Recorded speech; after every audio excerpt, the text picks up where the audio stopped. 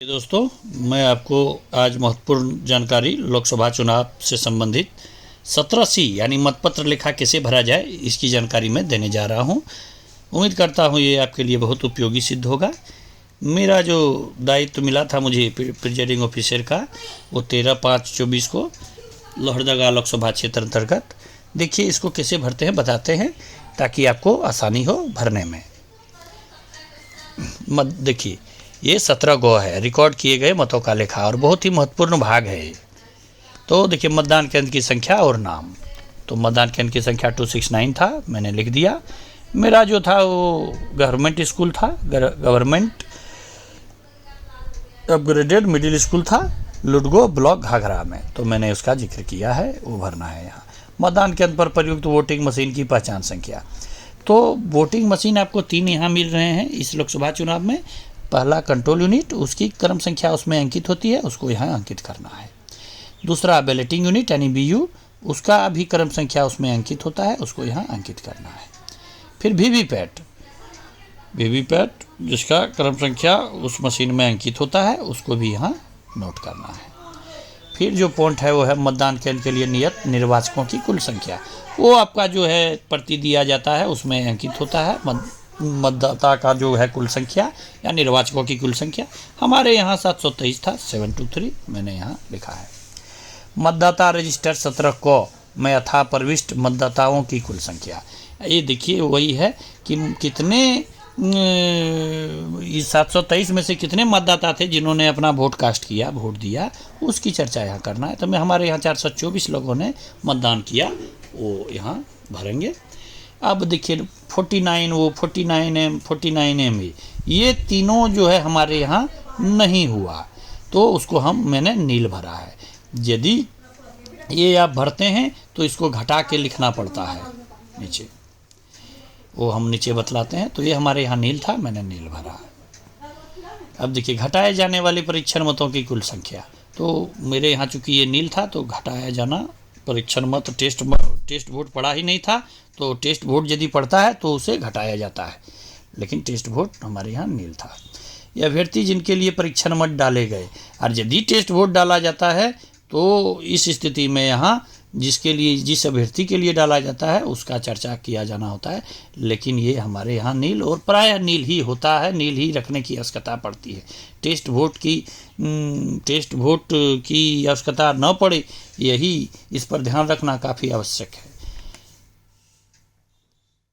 Test vote ऐसे vote को कहा जाता है जिसमें कोई मतदाता आप पर कहता है कि नहीं मैंने वोट दबाया बैलेट यूनिट को, मैंने फलाने अभ्यर्थी को, लेकिन उस अभ्यर्थी का चिन्ह जो है सो न गिर के दूसरे अभ्यर्थी का वोटिंग हो रहा है। इस स्थिति में टेस्ट वोट कराया जाता है, और इस स्थिति में यदि मतदाता गलत पाया जाता है तो उसे जेल का भी प्रावधान है, उसे जेल तक हो जाती है।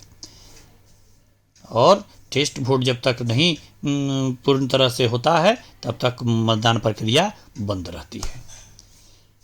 ये बहुत ही महत्वपूर्ण परिस्थिति होती है। इस स्थिति में ये नहीं होवे तो अच्छा होता है, परिस्थिति ये उत्पन्न न होवे, इस पर विशेष ध्यान रखने की जरूरत होती है। वोटिंग मशीन के अनुसार रिकॉर्ड किए गए मतों की कुल संख्या, यानी CU में जो मत रिकॉर्ड हुए हैं उसकी संख्या, और ये संख्या मिलनी चाहिए, ये भी आपको ध्यान रखना है। तो हमारे यहाँ 424 वोट पड़े थे मतदाता रजिस्टर के अनुसार भी और रिकॉर्ड किए गए मशीन के अनुसार भी, वो यहाँ भरेंगे।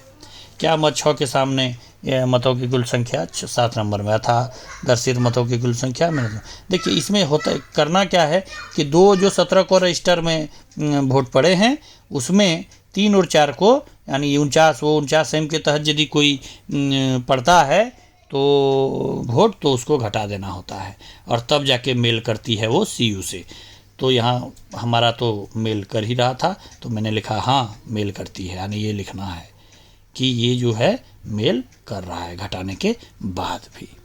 उन मतदाताओं की संख्या जिन्होंने 49P के अधीन निवेदित मतपत्र जारी किए गए हों। तो हमारे यहाँ निवेदित मतपत्र जारी नहीं किए गए थे, पहले मैं बतला चुका हूँ निवेदित मत किसे कहा जाता है, तो मैंने नील भरा है।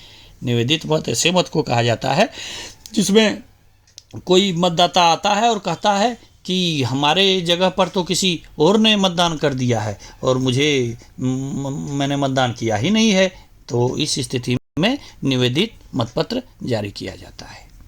और ये जो होता है परिस्थिति उत्पन्न होता है वो P1 के कारण उत्पन्न होता है, यानी प्रिजाइडिंग ऑफिसर फर्स्ट यदि पहचान अच्छी तरीके से नहीं कर पाता है तो ही ये परिस्थिति उत्पन्न होता है।